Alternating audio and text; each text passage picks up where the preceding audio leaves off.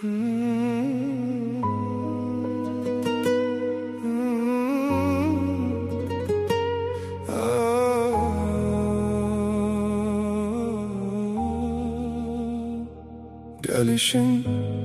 yüreğin atmasına sebepdi, düz gedir her bir işin. Bu kolum hayallarda sarmaz, gözlerimse sana ilişir.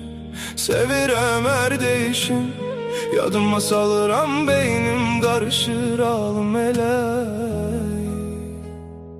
değişir. Yükleri boş verip yine yola çıkıram, yanında olsam bile yine sana darıxıram. Ağrımı boş ver mənim, mən buna alışıram. Mən hələ də o baxışlarınla savaşıram. Ey gözləri qara, kirpikləri həncər, dəli oluram məni düşünmədikcə. Saçlarını toxuyardım ilmə ilmə, gözlərin gözümə, adında dilmə.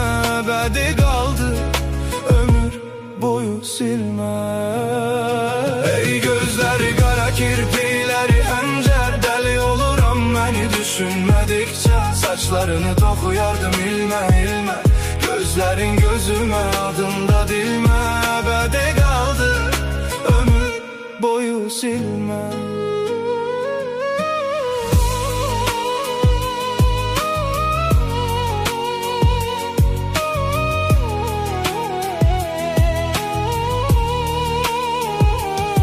Geceler sessiz, yine seni düşünürəm. Adını çəkəndə ürəyimdən üşüyürəm. Sanki her şey dayanır, zaman donur bir an.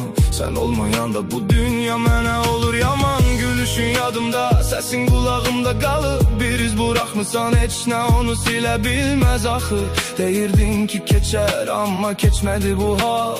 Seni unutmaq çətindir, bu sevgi değil sade bir hayal. Ey gözleri qara, kirpikləri həncər, dəli oluram məni düşünmədikcə. Saçlarını toxuyardım ilmə ilmə, gözlərin gözümə, adında dilmə. Əbədi qaldı, ömür boyu silmə.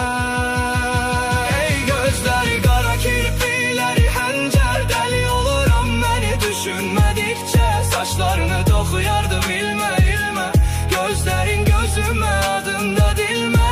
Əbədi qaldı, ömür boyu silmə. Ey gözləri qara, kirpikləri həncər, dəli oluram məni düşünmədikcə. Saçlarını toxuyardım ilmə ilmə, gözlerin gözüme, adında dilmə.